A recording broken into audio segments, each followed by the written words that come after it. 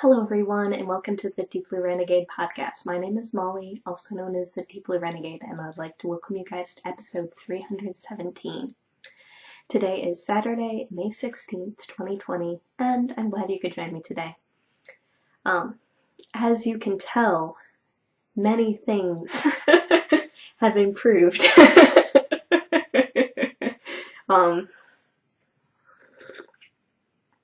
So it's not perfect yet, but it's a lot better. I managed to get the bed installed. I managed to get the mattress I was sitting on in the last couple of episodes out of this room. And I was able to get the chair and the yarn shelf back in. Some things needed to leave before these could go in, so. The Dear Sweet Lovable One is super pleased that this stuff is not down in his domain. So it's okay. At some point he wandered in and is like, it's looking a lot like a yarn room. And it's true, it is. So there's still a lot of chaos. Well, I managed to get almost all of the yarn and fiber onto the shelf. We'll get to the ashtray. I did have like MDF bookshelf that we decided to pitch onto the street as we were moving. And boy oh boy are we regretting not having like replacement bookcases. But it's also like a fraught decision because we would like to get nice things that we can keep forever.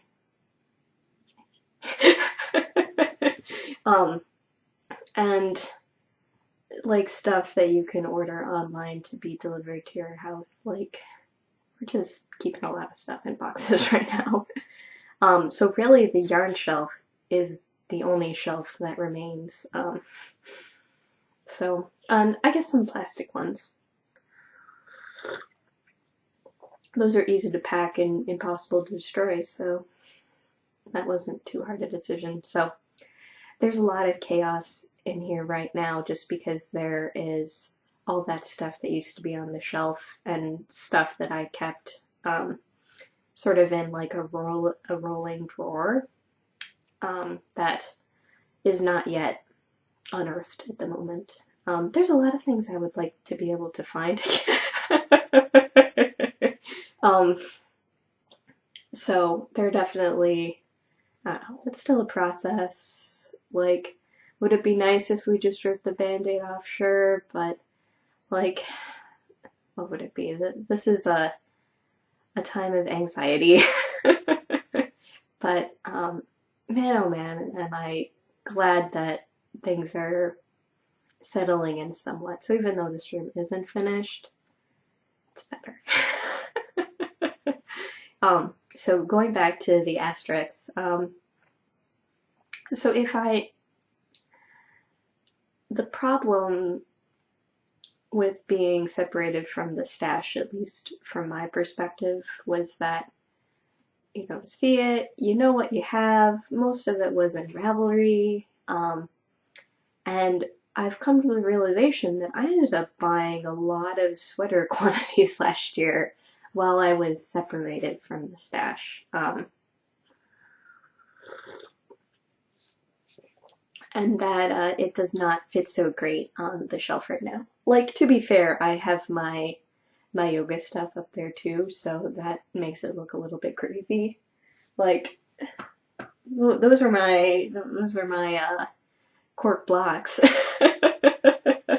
For most ultimate shoulder opening, I was like, the antidote to knitting is lying on a cork block. And like rolling your pecs, I don't know, whatever. So, like sweater quantity at stitches. I don't even know it's, oh, that, yeah. So I have like a stitches sweater quantity. There are 2 more from the yarn store going out of business. 3rd one from the yarn store going out of business. And then I got 2 at SSK. I don't know if I'm missing anything right now. 6. So, like, when have I ever knit 6 sweaters in a year? I don't think I have. Lying, I bought 3 sweater quantities during SSK because this is my weekender yarn that's been living in this bag. I don't think there's any. Yeah, it's like I knew it was 7. So, like, the buying has not been commensurate with the knitting. The number of projects have not been commensurate with that as well. So, it was like equal parts fun and distressing. Like, it was so good to be able to go through everything and organize stuff and being like, oh man, why am I not knitting more with my hands fun? And like, oh, here are all the sweater quantities, they're all going in cubbies together, and oh, I'm not in Texas anymore, like, I can knit with my wool myself again. So, and then like, it is not fitting. Like, what did I do?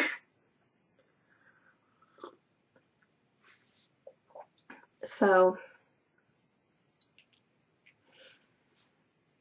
that's been, I think, the conundrum at the very least. Is just like yay, it's great that this is back. Oh crap.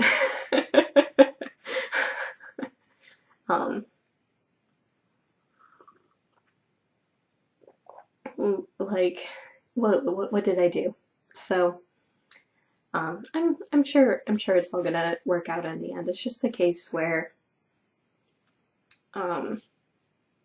sorry, it's not like super high energy today. Like, this is my 4th cup of coffee. Like, whatever. So it was an odd combination of things. I think that would be the easiest way to describe it. It was like, yay, it's back. Oh crap, what did I do?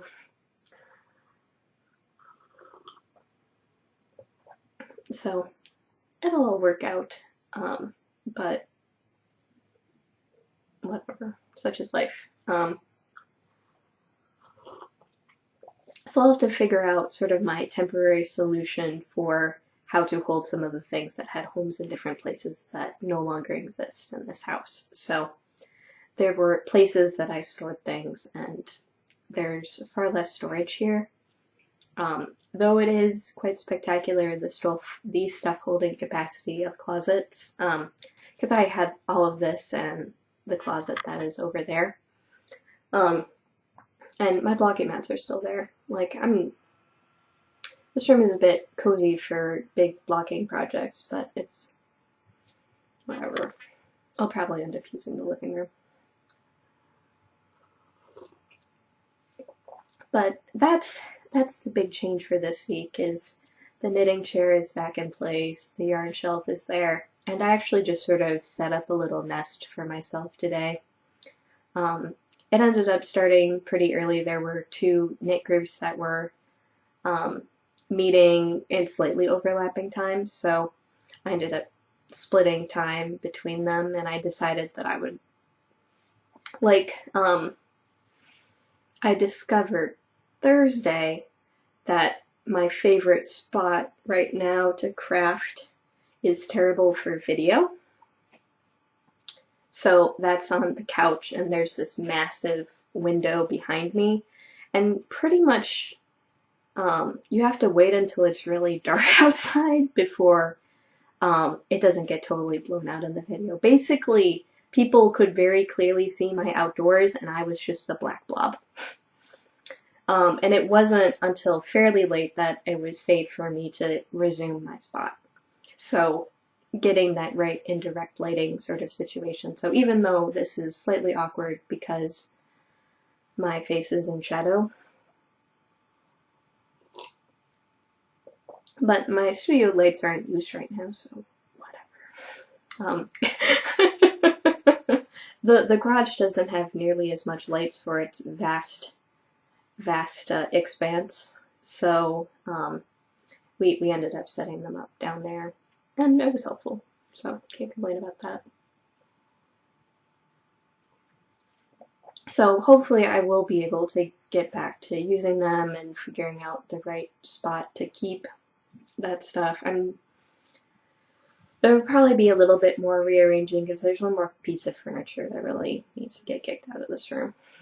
But would it be? But it's going to serve as a really nice guest bedroom, and then it's the knitting space, and I guess they get to hang out with the yarns. So whatever. Not too crazy. Previously, the guest bedroom was totally separate from the knitting room, so there was a lot of open space that I could sort of reconfigure as needed, and a little bit less of that. The living room is actually pretty large, so I'm fine with that. So next week is going to be the beginning of Stash Dash, and so this means I'm not finishing anything until next Friday. So next episode there'll be a lot of finished objects. It'll be really exciting. Or if not finished objects, at least me heading to completion on a lot of stuff. And it hasn't been like I've been saving lots and lots of stuff for it. Like there were probably things that it would make a lot of sense to do. But I did manage to make some pretty good progress. And the path to victory is spinning. So there's that. So I showed you guys the hat last week. I showed you guys some of the alpaca fiber last week, or even the week before. So my knitting projects really haven't changed, nor do I anticipate that they will be changing soon, just based purely on how much yarn there is left to go. I changed my scale over to ounces, otherwise I would weigh. So this project ended up getting a bit more love this week, but not oodles. I did actually put a marker in this time, so you can see this little dangle here. So it really wasn't any more than a few rows, but they were hard-fought rows. So I've been watching the Hey Brownberry podcast, actually from the beginning. And one of the things that she had mentioned that I think really resonated with me was the fact that every whip has a story. So here I have the yarn I regretted packing in a pattern of a shawl I knit that couldn't be my own. And obviously a tale of epic defeat and woe. So this project is a little dangerous to stop in the middle of a row, and for some reason I had thrown it into my bag and I had pulled a needle out after a particularly nasty row, and like things got loose, because this is 100% merino lace weight, and it's a pretty smooth yarn. Like this isn't something that's sticking to itself. So if it comes off, it runs like a bad pair of nylons. But I was able to recover, or so I thought, and I knit a couple more rows on it, and then I got to the next pattern, because after you do the epic row, you have 7 rows rest. And after I finished those rest rows, I was going back to the pattern like, this is wrong. Like I was reading my knitting and I didn't have enough stitches. So 7 rows back, I had forgotten to fix the increases. I had fixed the stitches, but I had missed the increases. So what I needed to do is I actually had this whole complicated system of taking the little bulb stitch markers and markering each one as I dropped down the ladder and then building it back up again. But because I missed increases, all the rows that I did on top of it were too tight. And because I was going back, so in brioche, your like my increases were happening in my main color, and then you just have sort of a gentle loop over that one, so your main color gets used way more than your contrast color for those particular stitches. So that ended up meaning that it was like super tight in the purple. But so I'd probably missed, I don't know, probably 5 increases. I just didn't pick it up right. I like totally missed it.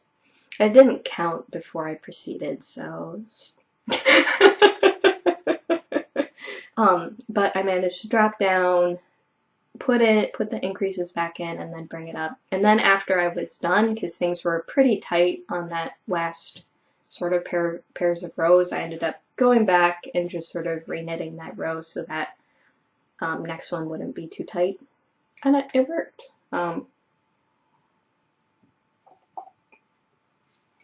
It worked.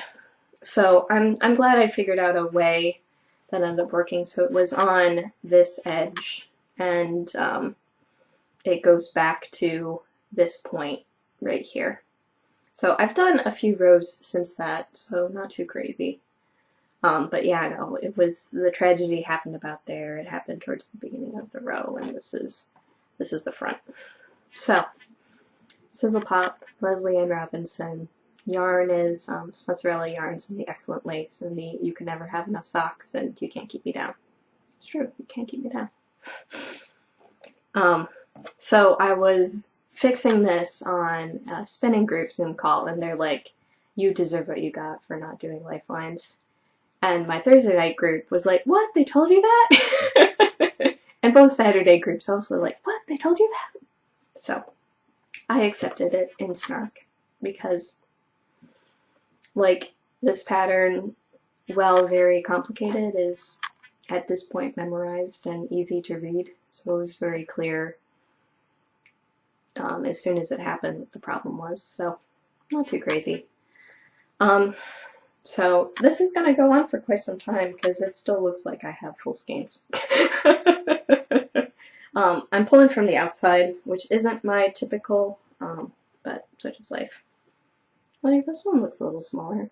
So you're using just like a little smidge more of the main color. I don't know if that means it's always more, because I definitely ran short of the main color when I knit the original one. So it's like, I don't know, I'm enjoying it. But I've been putting, like, it just sort of depends on what I end up having nearby for meeting knitting.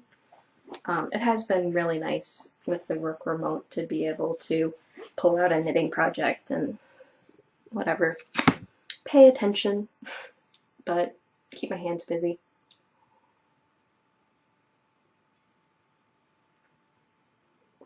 So not too crazy. But I feel like maybe I made more progress on my other project. Like, where I would like to be in Stash Dash is having a nearly complete shawl, and that's, or a nearly complete sweater, and that's just not the situation at all. Oh well, such is life.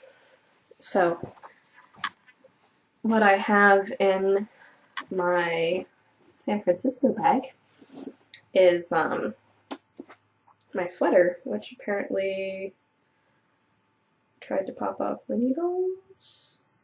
Apparently. Not too hard to fix.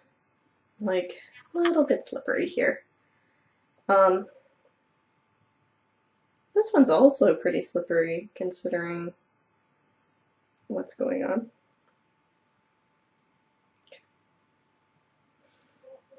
Whatever. Let's just, whatever, I'll have to fix it a little bit more than that. But, so I am knitting this out of my handspun from Jenny the Fleece, and this is the Mesa Sweater Wrap by Romy Hill. And, yeah, I think you can tell. So, what's happening right now is actually there's a very subtle striping that is occurring. So I've started off with a yarn that is 2 parts purple, 1 part blue, and I have been incorporating the yarn that is 2 parts blue, 1 part purple. But overall, the effect is fairly blue, but you can see the stripes forming. And there's also texture difference as well within the stripes, which may or may not be possible to see with the lighting situation. So I am almost done with my first ball, which is exciting. There's not too much more left of this, but probably a couple more rows. It's hard to tell. And then, yeah, so we've got these. This one is more purple, this one is more blue. And I will be incorporating the all blue yarn in very soon. So it's going to get increasingly darker towards the top right now. And then from there it's going to get lighter, and then, I don't know, I can't tell if this guy might be the lightest color of all of them. This one is the all purple stain, but more pink in real life, and just like the craziest, it's very crazy color. Like, so I managed to get a group shot of everything while I was putting things away, because I had packed some of the yarn away. I packed some of the yarn away, so it was the case where I was able to pull it all out and get a picture. And my sample is much more purple than what my top was, so I'm not sure what happened. Like my, like my medium, like my combing waist skein was just sort of a richer, more plummy sort of purple color than what I ended up getting for the top. So that's going to be the last color. Whatever, such is life. Not too worried about it, but I'm just like, huh, that's interesting. And then one of the skeins was, I'd made it before I ended up deciding I didn't really like the color. And then ended up over dyeing all of the tops, so, and that became the teal color. Because it was not very saturated. I'm not sure what ended up happening there, where it just seemed like adding more and more and more dye, and it just never seemed to, whatever, such is life. It's gone now, or whatever. It's not that it's gone, it's over. So, good to know I'm knitting with my hand spun. It's gonna be a fairly long-term project. The problem I'm having is that, like, it's not super engaging knitting. It's very simple, and like I keep feeling the need to be highly engaged and distracted, and so it's probably fine for the meeting knitting and that sort of thing, but oh well, we'll figure it out.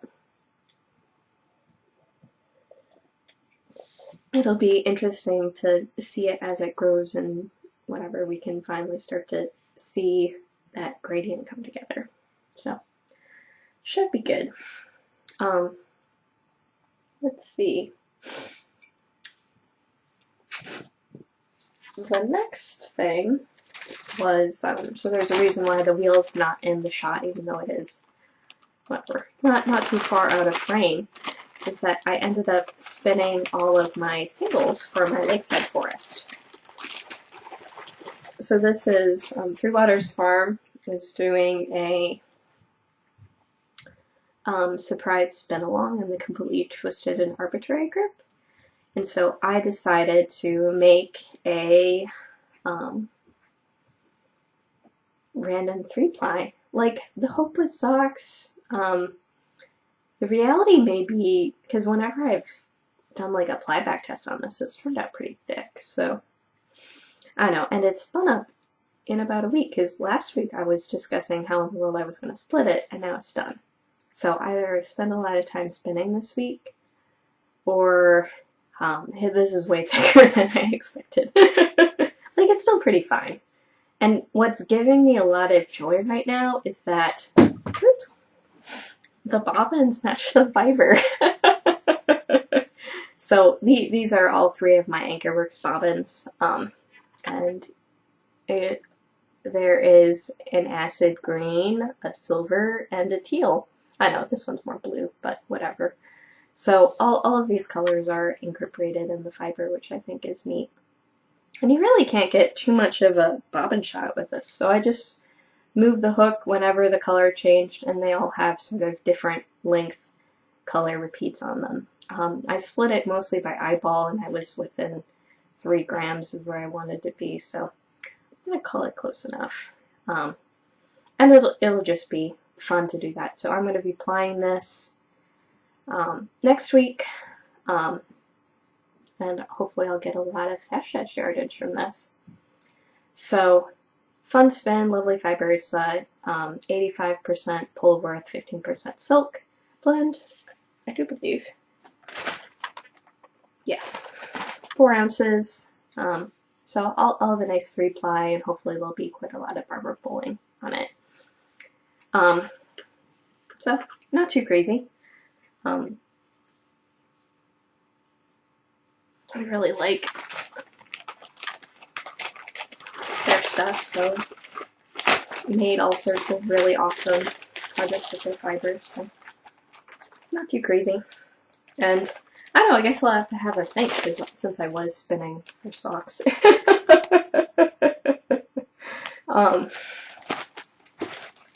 Yeah, whatever. I don't know, it's sort of less in my color wheelhouse than usual because of sort of the bright greens and silvers. But then it has that teal in it, so no big deal. So that was a lot of my spinning this week, but I did finally have some time to think a little bit about what I wanted to do with this project. So this is also, or this is a part of my bin, and it is my Bosworth traveling project, but because like we can't travel right now, like it hasn't been getting a lot of love. Like when I was doing a tremendous, horrifying amount of travel, like no big deal. But so what this means is I finally today sat down and weighed it. So I started off with 5 ounces of bats. These were bats that were carted by Wild Onion as a part of Tour de Fleece last year. And the colorway is Lemur. So it's like greens and teals and blues and browns and purples, and it's been really fun and interesting to spin. There's all sorts of crazy textures. It's also been like a little bit compacted and felted in the bag. So it's just sort of the case where you're like, okay, really need to stop. Like, get a move on, come on. So I weighed it out, and I spun where I had 2.9 ounces left. So out of 5, that meant I had 2.4 on the, or sorry, I had 2.9 left. So what I ended up doing was I set aside 0.4 ounces, and I'm already most of the way spinning it right now. So in some ways I think it was a little encouraging to break it into smaller pieces. And I've concluded I'm going to spend the rest of it on my wheel. So, like, I want this project done. Well, it's nice to, well, it would be nice to do it all in the spindle. Like, it hasn't really been what I've been grabbing lately. I may end up, and to be quite frank, what was I thinking? Picking up a 5-ounce spindle project. Whatever. So, probably what I'm going to end up starting as a spindle project next are my hobbledehoy batlings. So I have a set of, or 2 packages of batlings, and I think those are going to be a lot more reasonable as a spindle project, or maybe even do it as a supported spindle project. I'm not sure. Supported spindling I think is a little bit more compatible with whatever, some of the chill, hanging out, sitting sorts of things. So it should be fine. So I just have to do this little ball on the spindle, and then I'm gonna wind it off and go from there. I definitely had like a freak out moment where I'm like, oh my gosh, did I break my spindle? But there's just like a really strong wood grain in there that was just like, oh no, it's not gonna focus. Oh, so I was like, what happened? But it was fine. So I'm gonna probably finish spinning this ball today while like chilling, watching podcasts. Not anything too crazy. And go from there. So hopefully it won't be too crazy. But yeah, I'm not sure what I'm gonna do after that.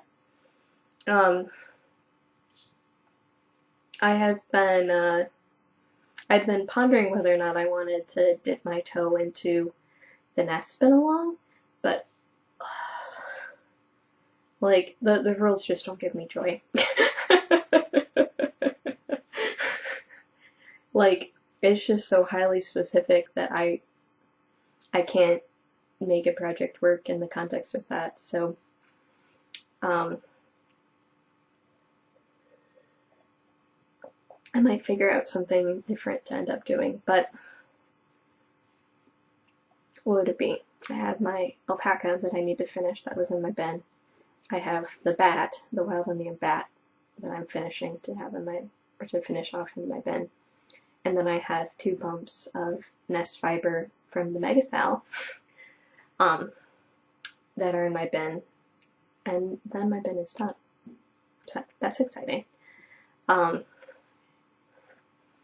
then that means that I can do whatever in the world I feel like for the rest of the year. And I think, what would it be? It would be the case where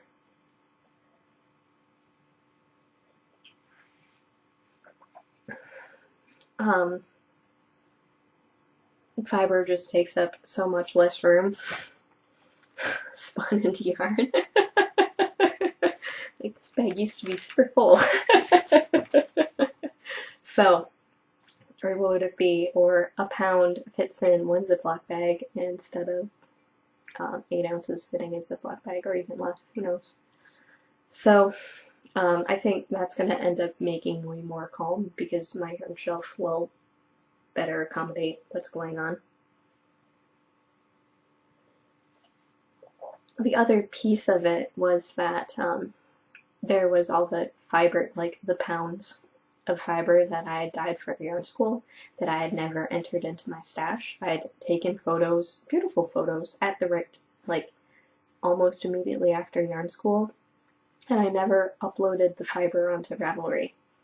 So while I was handling the fiber and putting everything away and that sort of thing, I took it as an opportunity to take photos, and then I was able to do like a Google photo search to find them and download those original photos, because at some point you just can't go far enough back in time on Instagram. And then I was able to find the Instagram posts and be like, oh, it's Finn. Ah, it's Shetland. So, not too crazy. So, I now know what the fiber is, except for maybe one question mark. I think maybe there is something that I marked as Shetland that's really Icelandic, or I don't know. Who knows? Like, I was trying to like feel the Shetland and feel the mystery fiber and be like, nah, it's probably Shetland. So all of that's finally in. And maybe it's just the case where I'm going to sit down and, what would it be? So, I've taken quite a few drum carder classes, but then I haven't spun very much from them. So, but one of the nice perks of taking the drum carder classes was that you received the anti-static sheets for pulling bats off your drum carder. So I can harvest all of those sheets if I actually spin the bats I made. And they're a really great way to store bats.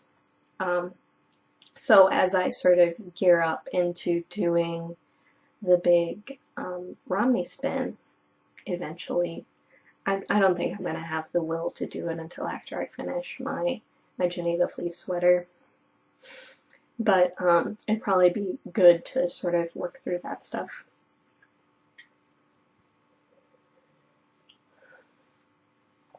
As you do. Though that isn't what's taking up a lot of, I don't know, the sweaters are probably taking up a lot of room, but you can cram a lot of sweaters in a cubby. But fiber takes up a lot of room, so I'm not sure, I don't know, I'm not sure what else I'm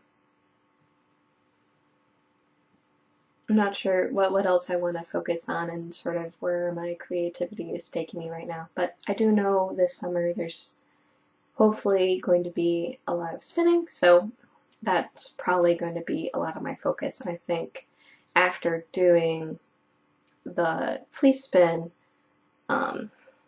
having a crack at whatever all this pretty hand-dyed fiber is, whatever, just what I need. Who knows? So let's see. And like, who knows where things are gonna end up going. So one thing that I would like to do is, so I ended up winning this as a prize. So this is something that I would like to turn into like a spin cycle style yarn in order to do a yoke. And then I would be pairing it with this one as like the main color. So maybe there isn't like super duper a lot of contrast, but there is absolutely zero of this color in this. And so this might be a Tour de Fleece spin.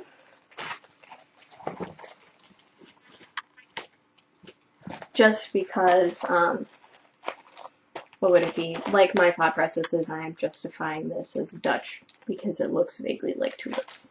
So, there you go.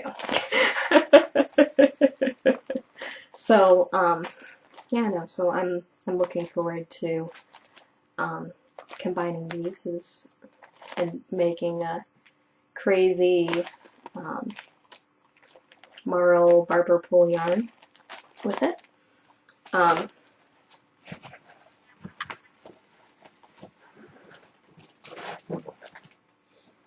And then, what would it be? There's a lot of beautiful stuff. So I think part of it may just be figuring out a way of like bulking down, basically. My Nest cubby is very full, and that was some of that was Nest too. So, I don't know. I also have the Hello yarn that I ended up getting at yarn school, and I can take photos of that. Should I have? I might not have. I don't know. I guess I can check and see. I might, but I have like a pound of that. And then it was the case where I think a plan is forming for the, oh, what is it?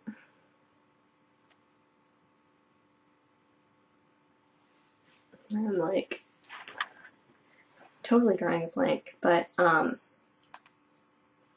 let's see if I have something convenient that makes it easy to remember. So, Isbray. So it was the case where the yoke of that sweater only calls for about 50 grams of yarn, and so I was having a hard time justifying buying 100 grams to do such a small amount. But I saw this little 50 gram skein of hand spun, and I'm like, oh man, I could have a hand spun Isbray. And maybe what's actually realistic is to figure out what sort of commercial yarn makes sense. Let's just take it easy. But then I was trying to think of like, oh, amongst my natural fibers or anything that makes sense. And like I do have a pound of mixed BFL that I mostly had forgotten about. um,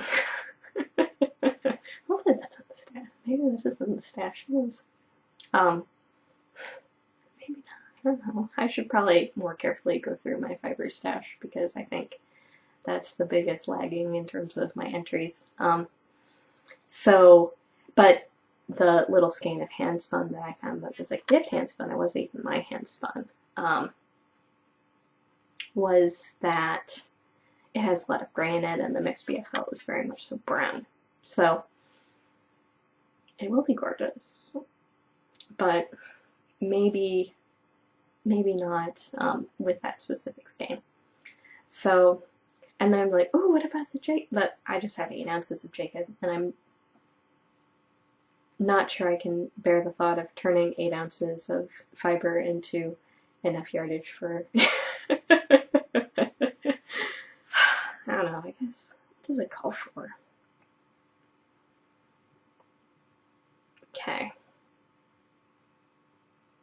Oh, I guess that's alright. I need to scroll down until I find something that makes a little bit more sense. Yeah, so this is something that's definitely calling for a decent amount of positive ease. So, okay, so 4 to 8. So I'm probably size 3 or 4 on the pattern. And yeah, need like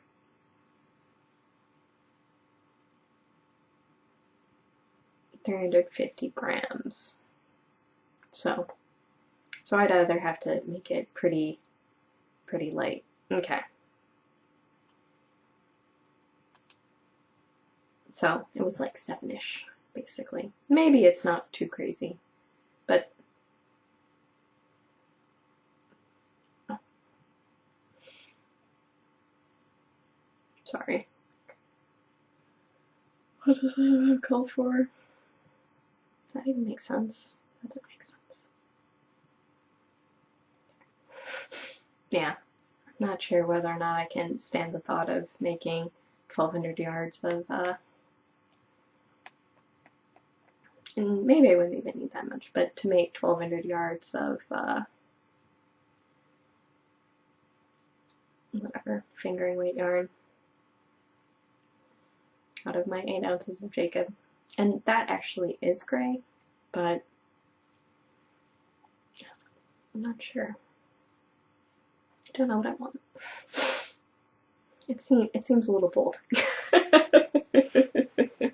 Though it is yarn that I want to use and make stuff with, so maybe that does end up being a good intersection.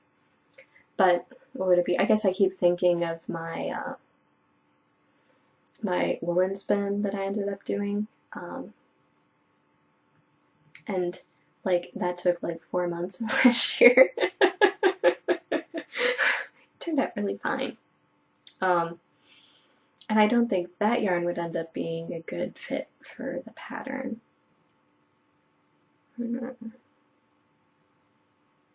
Yeah, that one definitely is more of like a purpley sort of blue. So who knows? All sorts of choices, all sorts of craziness. But I don't know, that's sort of my thought process right now is like, what can I do to sort of make this a bit smaller? A little bit less crazy. And maybe it's just the case where I need to like sit down and do sort of a good decluttering and get homes for everything, and then like I'll just calm down a little bit more. But who knows? Not sure. Looking to find out. Yeah, trying to think. I don't know, there's all sorts of cool stuff there, so that's not too crazy. But I don't know. But first I need to finish my bin, and then I can do whatever I want after that. I can spin with Wild Abandon and spin whatever yardage I want, and what would it be? I think it's sort of been maybe a little bit freeing for me to be in a place where like it's not already 90. It's also crazy making because it doesn't feel like May at all. And so getting used to living in a new place is weird. So I appreciate the sun greatly, but it's, I don't know, let's see. We'll ask the internet. Yeah, it's currently 64. Today is going to be the warmest day in quite some time. It's looking like 60, 62 for the rest of the week. So it's really lovely being in a place where you can just throw on some knitwear, no big deal. You're gonna need it every day. Like, I was definitely wearing my knitwear when I was 70 in Dallas because there was so little time that you could wear it, like you have to. So now it's the case where you're like, huh, I'm really cold. What's happening? And be like, fog. And the set point of the heater is pretty low in the house, and so on the foggy days there's not sun, not warming up the house, then you need a sweater. Just put on a stupid sweater. So, it's nice to not always be thinking I need to spend lace weight because that's the only way that I'm going to use this. Like, it's been thick now, no big deal. So, it may not take, it may take up more space, thicker, but such is life. So, that's been nice. It's been, and also sort of practicing that skill of being able to spend whatever weight I want instead of always being ridiculously fine. Like, I think I'm just having a rejection of that right now. I'm just like, hurry up, okay. I'll probably feel differently next week, you know. I'm free to change my mind. So, not too crazy. So, any other things I want to talk about? Let's see. Yeah, no, I would, I guess the only other thing I want to talk about is to, like, thank everyone who is, commenting and discussing stuff with me. I really appreciate, whatever, hearing from you guys. It makes me really happy. So, keep it up. What would it be?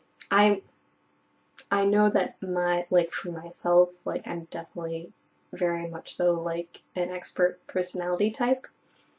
And so I often don't end up asking for feedback, if that makes any sense, or what would it be? Like, so it's really great to, like, hear from you guys, even if I'm not, like, explicitly asking for it. It still makes me happy, and I'm always happy to respond. And if I forgot to respond, I'm not sure what's going on. But I try to respond to everyone who comments, so, or at the very least I think about what you said. So, yeah, no, I appreciate it, so thank you very much. So, let's see, I think that's everything this week, so, with that, I hope you guys have a lovely week, and I look forward to talking again next week. So, take care, guys. Bye-bye.